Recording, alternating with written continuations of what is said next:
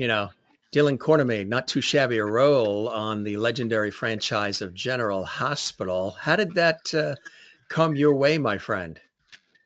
That was an audition that my manager got me. My manager, Paulo, I've been with him for years. But when I first got with him, I went in, he submits me for different TV and film roles, and he got me in for an appointment for a character on General Hospital. Met with Mark Teschner, the casting director over there.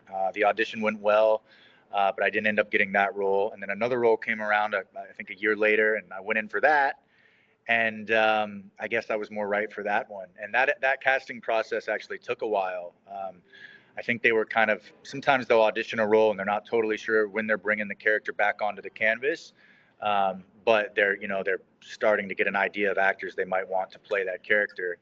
And so it took about 6 months before I heard anything back. But then they called me back in, and then it started to speed up. Once they called me back in, then it got down to the testing phase, which is where they get it down to like the top six actors that they are considering, and you test for producers. So they actually bring you in and you film a scene in the studio, and they shoot it just like you're on the show, but it's between Right. you and like a few other guys.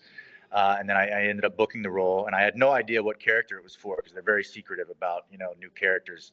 And it ended up being Dillon Quartermaine, which is a legacy character on the show. So it was a recast, which is why they're very secretive about it. But the original actor, Scott Clifton, did a great job developing my character originally, but he's now on Bold and Beautiful, so they needed to recast a new actor to bring back that character. And luckily, I ended up booking it, and yeah, it was just a huge break for me. First time getting to work as an actor full time consistently, 4-year contract on a show that's just iconic, and to be a Quartermaine character was also just like so cool.